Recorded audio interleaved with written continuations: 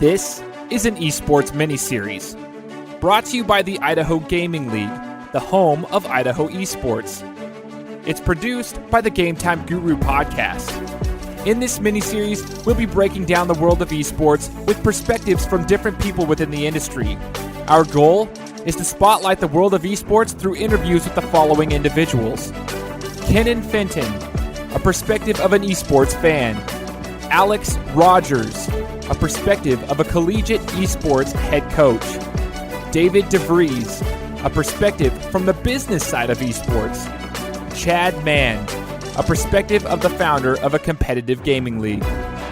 I'm Shane Larson, the host of this mini-series, and I hope you enjoy each episode as we help you see the world of eSports through a different lens.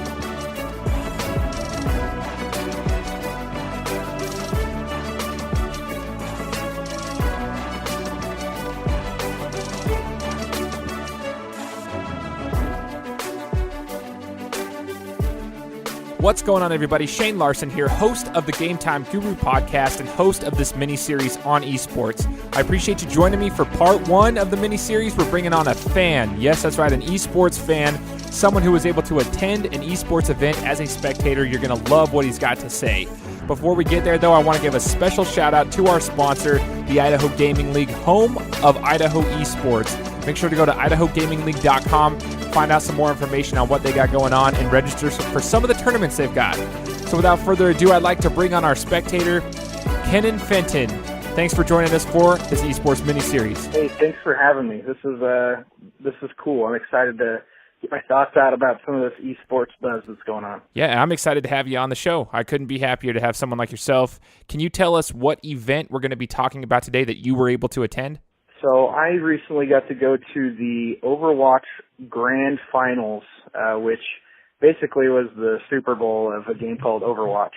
They've got a regular season that goes, throughout the year, and they've got playoffs at the end. And this particular event, which was at the Barclays Stadium in Brooklyn, was basically the championship match. So that's the one that I went to. Now, in regards to the actual regular season before you got to the championship, did you have a specific team or a specific player that you cheered for as a fan?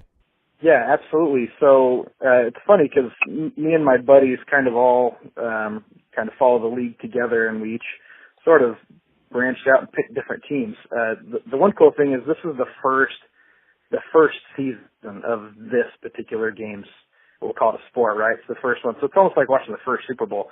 So it's kind of interesting because all my other, sports teams that I follow, I have some history behind that, where in this particular game, they just all of a sudden had these new teams with these new players, and we didn't really have anything to go off of. So picking a team kind of came down to, the colors and the logo really is what you had to work with. So, but yeah, we picked individual teams. Some of us follow the same ones. I particularly like the Houston Outlaws. Had a couple teams that I really liked, and neither one of them actually made the playoffs. So when we got to the finals, we kind of had to bandwagon a little bit, but that's all right. Oh, for sure. But hey, it's kind of funny that you mentioned the logos and such, because I'm trying to find a parallel with some traditional sports. I know a lot of sports fans who follow football, and they, they'll pick a team based on their colors, their jerseys, or their helmets, the logos, whatever it may look like, because some look cooler than others. I guess it's just whatever appeals to the eye, right? Yeah, absolutely. And we one of the main criterion that I used for who I picked my team for was that particular team has a lot of players from the USA, where a lot of the other teams have, players contracted from South Korea or from China or from, a lot of European players. But, I had to go U.S. No shame in that at all, man. You're proud of where you're from. You're representing for the United States. I love that. Now, I have a question for you, Kenon. For traditional sports, like for myself, I'm a fan of basketball and football, but I also played basketball and football growing up. Are you also a gamer? Do you play Overwatch? I'm definitely a player myself. I wish I were better, as we probably all do in our respective sports. But, yeah, I definitely play. I get a couple times in a week. I've got a wife and a kid, so it's hard to play maybe as much as a lot of the fans do. But, yeah, I'm definitely a player. So it helps that I kind of understand the game a little more than, just maybe a random spectator would. Totally makes sense. I think it's easier to understand the game from a fan's perspective if you have that player experience from before. It's just easier to become engaged. Now, at the Overwatch Grand Finals, obviously there's a cost to going there. There's travel, there's tickets. Can you explain the cost, the average cost, I should say, to getting to this event that was essentially the Super Bowl of Overwatch? So the way they did tickets was kind of interesting. We actually bought our tickets on a pre-sale, so it was before they actually went on sale to the public. And the only way that we got into that pre-sale was they actually tracked, because previously when you watched the matches, you kind of watched them through their website, and so they could track who was watching more matches and who was watching less, through your accounts. So we actually got this email one night before we actually knew the tickets went on sale that said, hey, you qualified for this pre-sale or whatever. And so we hopped on really quick and were able to get tickets. So I think we spent, for the floor seats, the tickets were about $60. I think up in the bowl seating it was a little less, but we got the floor seats. And then there was also some upgrade options for, VIP seating or for early entry. The one that we picked, which was the highest one, was another, I want to say about $75 or so. So we ended up with, as much as we could possibly get, a bunch of free swag, early entry and all that, for about $150 a person. And that was that's the VIP, best of the best that we could find. So, in fact, those tickets, when they did go on sale to the public, they were gone really, really quick. In fact, that package that we had purchased was gone before it even went on sale to the public. So I believe they sold out every seat within a couple weeks.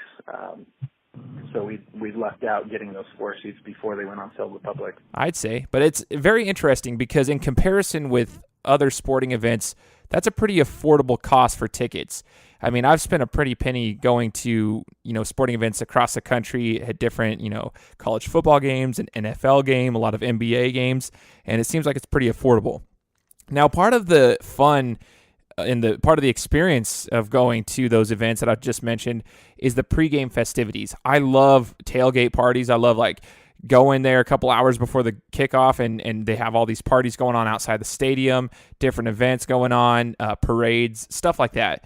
I want to know about this, considering it was basically the Super Bowl of the Overwatch League. Did they have any pregame festivities for you guys to take part in? Yeah, it's actually kind of interesting because a lot of the teams who were not participating in the finals had, I know, a lot of their kind of pop-up parties and their viewing parties across the country. And so they actually broadcast, a lot of those and saw kind of the stuff that was happening there. However, a lot of those teams also sent representatives of their teams to this specific event in New York.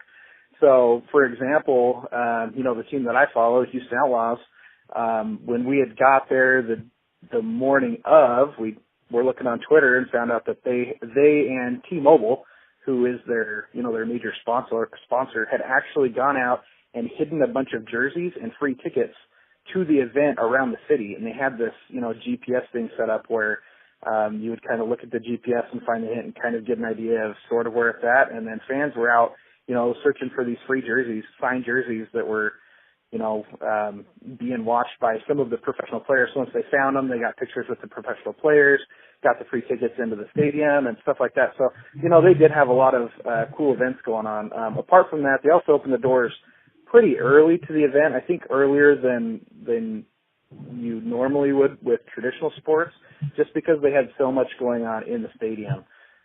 So we were actually, we entered the building at 1 o'clock with our early entry tickets, and the match didn't start until 7:30.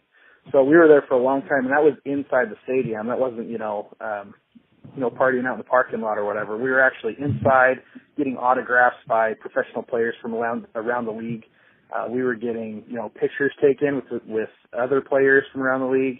They also had, stations set up where you and your buddies could get a 3D picture. You could, stand on this rotating platform and they'd, send you this really cool 3D picture that you could rotate on your phone. And, they had all kinds of cool stuff going on there at the stadium before the match started. It sounds like they did a great job at getting everybody pumped up. It's not just, hey, we're going to go there and watch some video games. It's getting you embraced in the entire culture. It's getting you embraced with everything. It's just basically getting everybody together and getting everybody excited for this. It sounds like it was pretty freaking sweet, to be honest. And I should probably put out this disclaimer. I think because this was kind of their first big finals event for this particular esport for this game.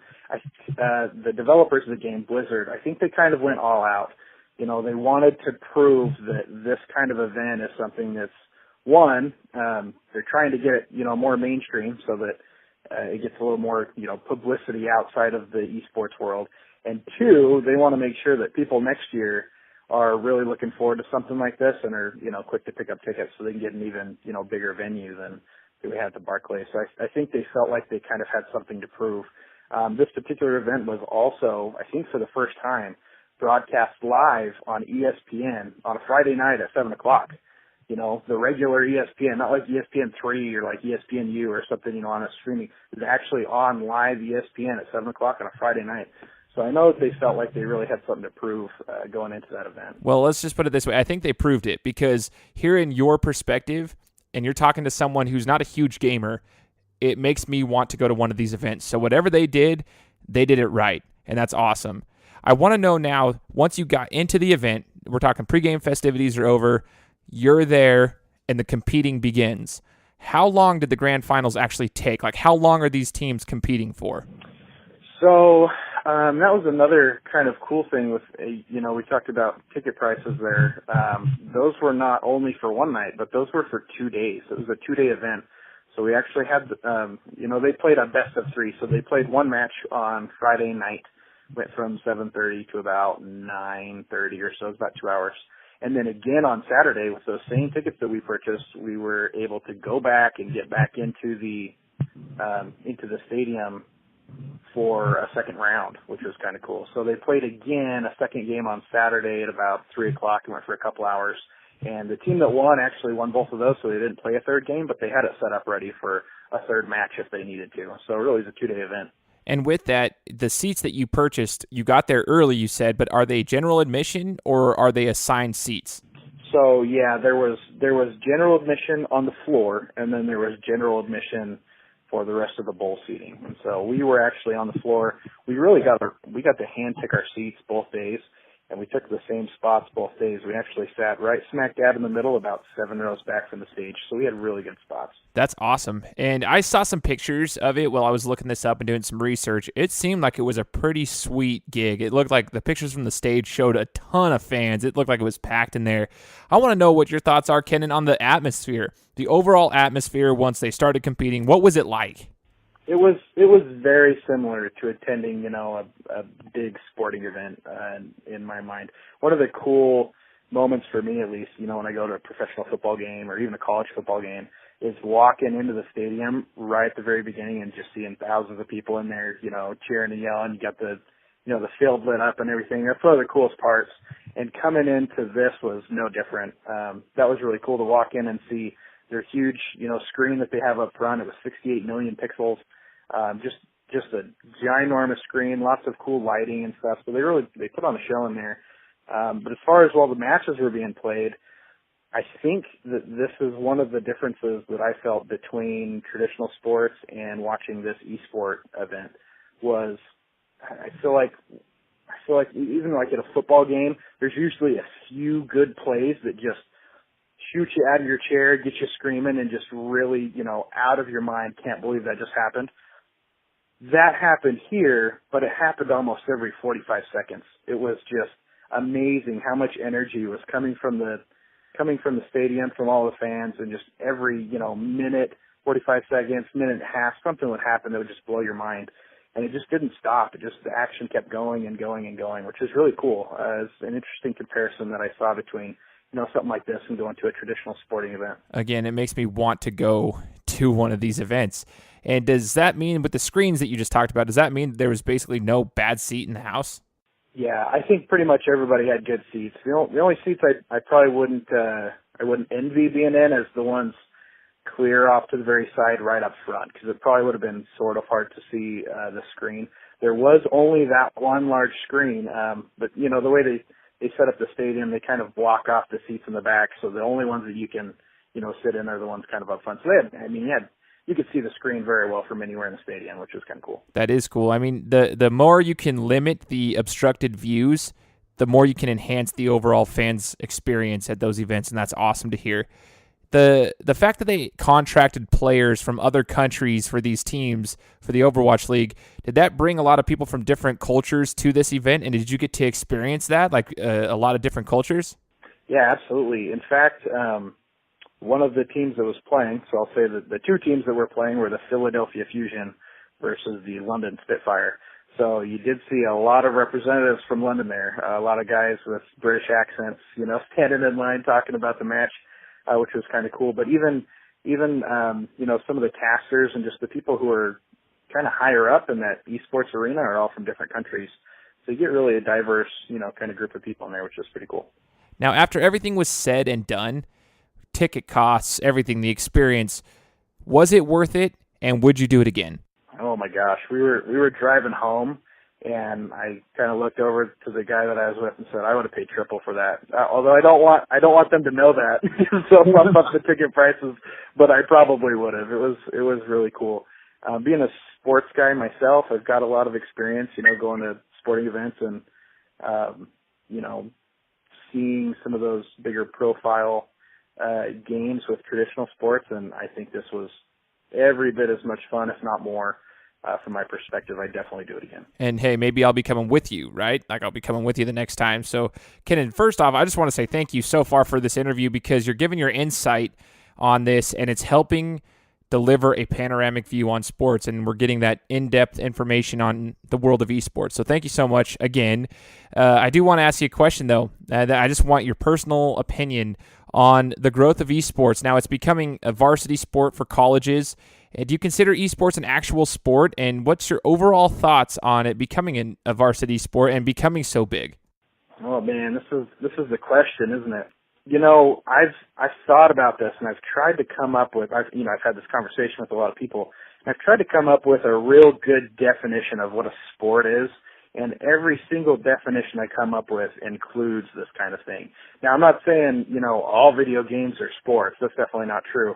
However, something like this specific game, this Overwatch League that they set up, it's definitely a sport. In fact, people who have a little bit more authority than I do, like Andre from the Warriors actually went to one of the playoff matches, and they interviewed him, and he said, visiting the facilities and seeing what these guys do, I thought that there were differences, but there's really not. I mean, it's definitely a sport. You've got these professional players who are on vigorous training, and workout schedules. They've got really strict sleeping schedules. They've got nutritionists. You can have wrist injuries, whatever. These guys are transferring kinetic energy to another device and creating some kind of result. That's really what we do in sports. So I have to side with the nerds that say that this is actually a sport for sure. I totally respect that, though. I totally respect it. And I want your thoughts here. Is it a good thing for kids that they can get a scholarship to now go and play video games for a college and also get an education, obviously? Do you feel like it's given them a lot of opportunities? What's your overall thoughts? Absolutely. I mean, this is just like any sporting program where, you can get a scholarship. The only reason that this pays money is because people find it fascinating to go watch, and they're willing to pay money to go watch it. That's how, professional sports were born. And I think the reason why we get so fascinated with these sports and are willing to go pay money is these people have, take Tom Brady, for example. This guy trains day in, day out, spends his entire life devoted to becoming this like superhuman that just does football. You know what I mean? And for people who have ever played football, they understand how difficult it is to do some of the things that he can do. And that's why it's so fascinating to see him do that. So if we switch roles here and go over to the esports setting, some of us know how difficult it is to do some of the things that we watch these esports professionals do. That's why it's so fascinating to us. So, we're willing to pay money. If we've got if I'm in college and we've got a collegiate team, that I'd pay for tickets to go watch them, compete against, our rival school. I'm definitely going to be making signs, and, throwing some shade at the opposite team. It's going to be just as much fun as going to a sporting event. So absolutely. I think people who are willing to do that and who have the talent to bring people out and get them interested in something like that, they deserve to get scholarships. They deserve to, be able to make a career out of it. So I definitely think that you and I agree on that point. I've opened my mind a lot to this specific topic, and I think that it gives them other opportunities to get an education, to socialize with other people, and still compete at a high level and have a reason for it. I think it's awesome. I want to know something, though, for a fun question at the end of this interview, Kenon. You watch this league for Overwatch for a full season, and there's fans of different teams. Well, some of the fun of being a fan is bickering back and forth with other fans, trash talking other fans. I want to know if that goes on in esports. Like, do you guys bicker back and forth? Do you trash talk? And who has the worst fans? So I think one of the greatest moments of that event was we were watching. They play the B-roll of all the different things that have happened throughout the season, and there's this one scene where the team's walking out and the fan has his hand up for a high five, and the player goes to high five him and he pulls it away, and the whole stadium just goes, oh, and they kind of freak out about it. But there's definitely some back and forth with some of these teams. I don't know if any specific team has the worst fans. One of my best friends is an LA Valiant fan, and so I'm just going to throw him some shade and say that maybe their fans are the worst. But other than that, I think they're actually they're pretty good about it. There's definitely some competitiveness there, but I don't think it's been around long enough for them to allow too much nasty relationships start to build up. So. Oh yeah, but I bet you give it some time, just give it a little time, and I bet some nasty things will start to come out. Definitely going to come out. It'll definitely come out. I bet it will, man. Kenon, thank you so much for taking the time to join us for the eSports mini-series. This is part 1, learning about eSports from a fan's perspective. I appreciate your time, sir. Absolutely. Thanks for having me on the show. It's been great. If you want more eSports talk, make sure to tune in to part 2.